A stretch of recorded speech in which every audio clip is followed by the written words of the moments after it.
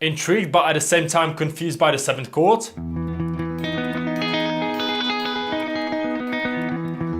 Then in this video we're diving deep into the world of 7th chords, those that help you to go from this to something like this.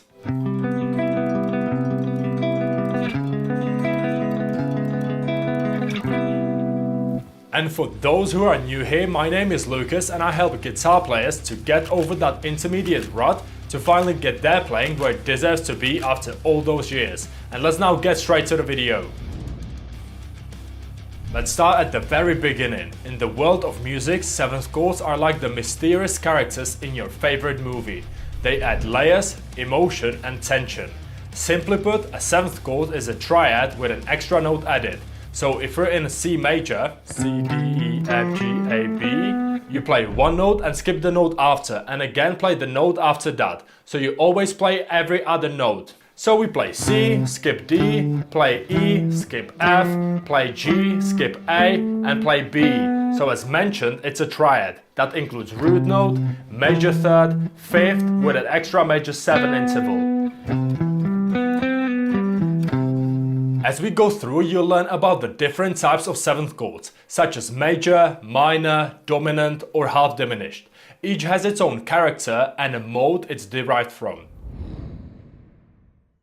Alright, fingering these chords can feel like you're twisting your fingers into a pretzel at first, but don't worry, I'll walk you through the most efficient shapes and finger positions. So the first one we have is C major 7 that looks like this. Or you can grab the 5th and place it all the way to the B string. Which one you choose is completely up to your preference. Now, if we lower the 7th and we keep the major 3rd, we get dominant. And again, we can bring the 5th back to the A string. Then, if we lower the major 3rd, we now have root, minor 3rd, 5th and minor 7. And that gives us the minor 7th chord. And again, we can bring the 5th back to the B string. And the last one is half diminished, which happens if we lower the 5th, which looks like this. Just imagine you're trying to play D sharp minor and just add the C on top. And you've got the C half diminished, that is also known as the C minor 7 flat 5, as those are the intervals that we have. 1, flat 3, flat 5 and flat 7. Or again, you can just bring the flat 5 back to the A string. One quick note, when you move to the string below and want to create the 7 chords there starting from A string, because of the shift on the B string, the 7 chords will look different. So here's real quick how they look. C major 7, C dominant, C minor 7, C half diminished. Awesome, let's keep moving on to the step number 3. In the regular major scale, we're dealing with 7 notes within the octave. That's why we have 7 different chords, such as 3 major chords, 3 minor chords, and then this in the middle is the half diminished. If you want to learn more about this approach that shows you how to quickly find all of the chords available for you to use in any key, then you can watch a video somewhere around here that will teach you exactly that. But for the sake of this video, let's play everything starting from E string and follow the modes in a major scale, so we can stay organized. If modes is something you're trying to wrap your head around, then somewhere around here is a video that will help you with all that. Starting with the C major 7, then from D, we have the Dorian mode, so we play D minor 7. From E is the Phrygian, that is represented by the E minor 7. F major 7 for the Lydian. G dominant, because that's where the Mixolydian is.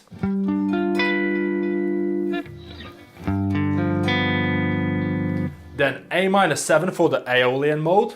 And then B Locrian hides the beautiful half diminished. And back to C major 7. Not sure if you know, but this process is called harmonizing the major scale, in case you'll ever come across that. And now you can just mix and match them to your heart's desire. And with that being said, let's now have a look at the last step, which is incorporating 7 chords into your playing. Now that you've got the shapes down, let's talk about making music. 7th chords aren't just for jazz players. They're your secret weapon in rock, metal and beyond. Let me now show you how to weave those chords into riffs so you can go from something like this to something more like this.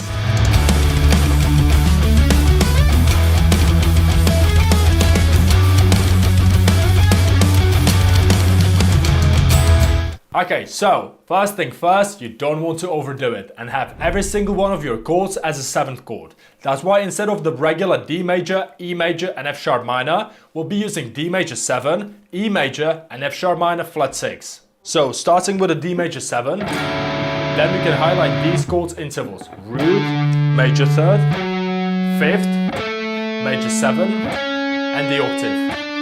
And then just continue the same way. The next chord is E major, and here's what we can do.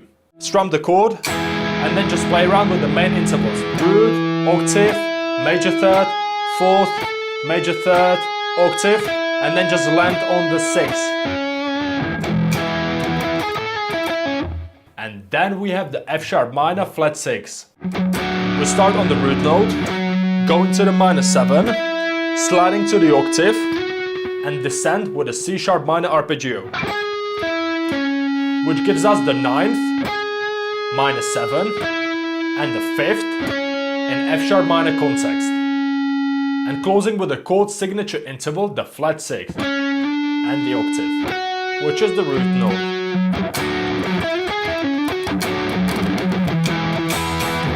So all together goes like this.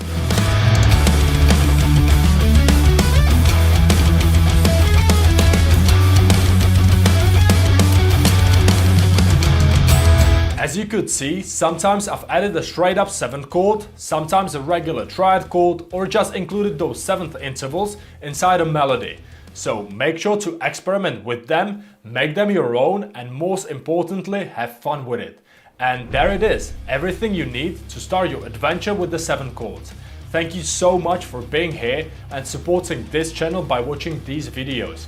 But most importantly, if this made your guitar life easier or gave you new ideas for your next song, then please let me know by hitting the like button, so I know the stuff I talk about is helping guitarists out there. And as mentioned, if you're feeling stuck with your playing and just can't figure out on your own how to get to that advanced level to have the ultimate freedom over your instrument, then click the first link in the description.